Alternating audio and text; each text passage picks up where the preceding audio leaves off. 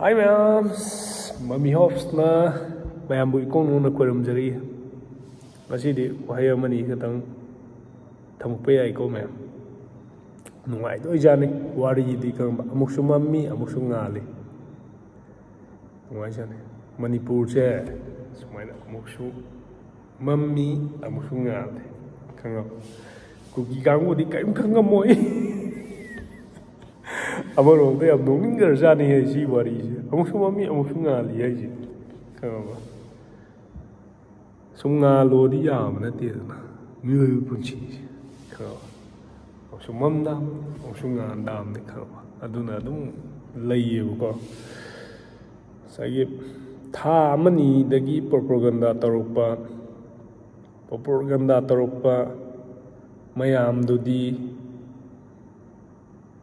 That 3 dagi 3 irang thokrab matung propaganda torpa ki sinau ngai du di case tau di khangaba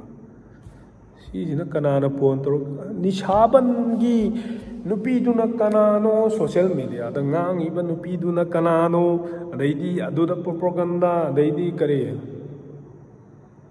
the where's the ngang iba nupa du na kanano ga sum putho ga sum maming haiba ngami ba mi se ki hero mayam du da kangaba lairabani Manipur da adu thana thidok ko sonda sengdon ba sengjin ba dei chumchit amuk situ amuk hantu uana taunaragum je ko kamba adu lairabani Manipur da kangaba maminga matang as aduna adu ngangi ba dei di afaba mayang ngang moi mathamoi du da chai Kabat nung ay mo di kangaba ka kari India ki 77 Republic Day daga India ki flag to sumay thangkal amaga sumay na hungkat paga sumay thadaram India flag to sumay yungkal amme abuko chumna kodi Independence 77 Independence Day Republic of the India gan depend to koi matak ta kangaba harau jari na koi nung ay jari adum moy mai na tu kan tawul leirame wa fajari de adu gichu case ma'am ne aduga aina khwai nungai tabse ai gi hamjit ka chanupi linthoingan bigi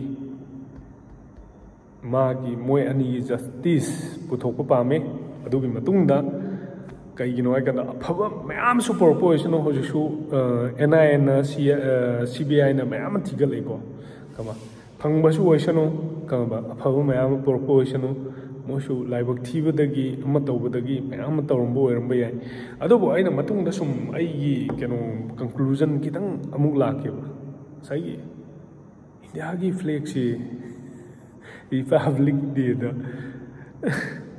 Independence Day da so I chomna yumkhat piramaga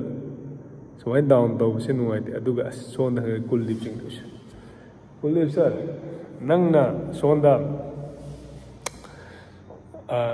case to akoi pai do ugi nongoi ngatani ISI na tawgadoba adudi kuldip sing do ISIS yok paneba aduga aigi ima aigi ipa lawai da lejaba nongmagi sujaraga chajaraga nongmagi tanjaraga nongmagi hingnaba honajariba miyoiba duda army Assam rifle thadaraga phondana sehendana wachena thadana sigumba rule se any ai kenom haijarke khoigi club sangstan yam power leiragadi asengbagidi moi tholaga moigi mathakte FRI palo karamba pataleno karamba CEO na mabu ades pibra CEO gi mathakta makhoi gi mathakta case tawna bondro kamba aseng bagide kai yuna India gi boundary India gi territorial ama ngang na bagina uktam makhoi bu observe tawraga leibne ba khangaba aseng baide khangaba aduga India gi mama macha mapa mama oiba adedi nupi angang da makoina khut thabam su dok thokte khangaba sigumba jiju kitang keno tawraga FRI tawsalaga police the FRI tokshalaga sigi battalion sumai laga aigi ima ipa aigi isinnaw aigi ichan ngeida sumai tawi ai yam nuaite khamba social media da uba kan da ko sumai tawbse kitang moigi mathakta su kaino ka case ama register tawbiraga thambiu khamba hayeng chongna ba yana ba video footage to social media da loina uba phangabani na ko hayeng moi proof and date pi kana sumaina tawi adu tawi ada tawi nang India natro ha India ki nupi amada anga amada sumaina khut thaba haibse force na khut thaba haibse India rule na yaude khangaba aseng baidi moi ki mathakta yamna mathakta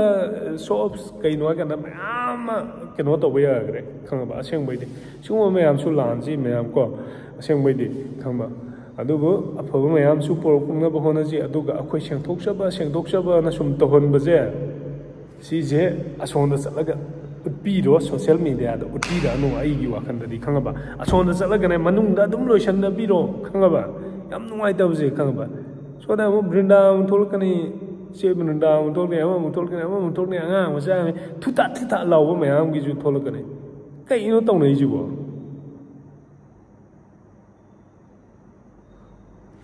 leiba ngai ra leiba akse mira kai Atia the two even Taz, no Mumangani, no Masungani, other Ausungali, Mami, Harris, Kamba. Seen the name of Kamba. I don't want them so down the Kamba. See Minister Ogira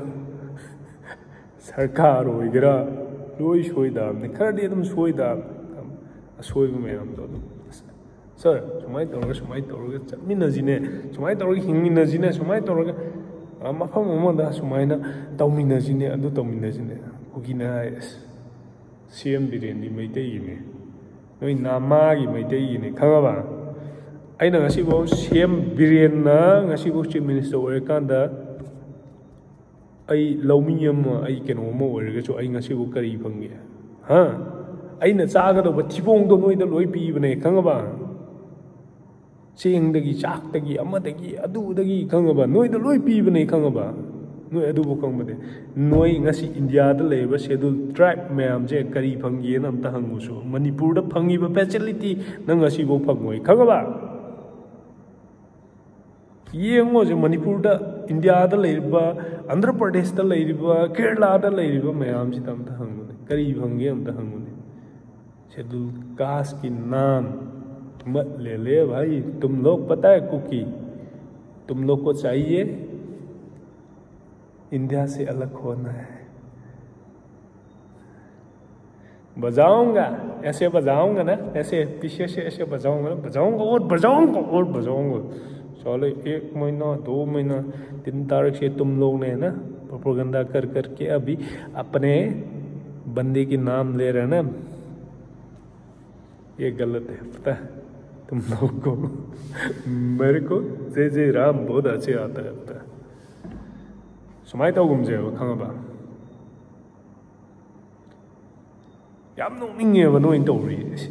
A man him a minga putoga, money maminga, halaga, Satunia Dani, and Dunia Dani, a do pare, and I, the Adushino, a DCBI, the Adushino.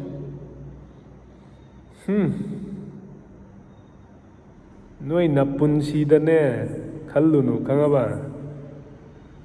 No in Natu, Natsa, they did nothing to know my amdo. Truck loan the number one Kamba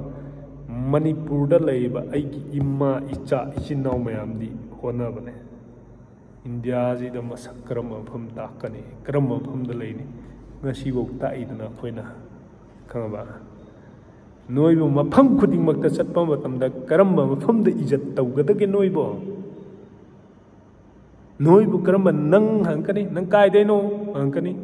Manipur Dane, Karamba. Communities no ang pumatam dane namai da sumai na se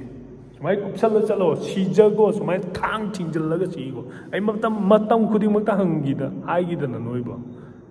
noi thang chingjal sumai si go na hai da na kamba patta bataw go na kamba nomai pa me super power da yamne Indian Pakistan dai thadar pa Myanmar dai thadar pa khulai da na kaim da wo roi kamba boys say see the private column do aduna iwa poto aduna future life ta phaga mayam porokane khangaba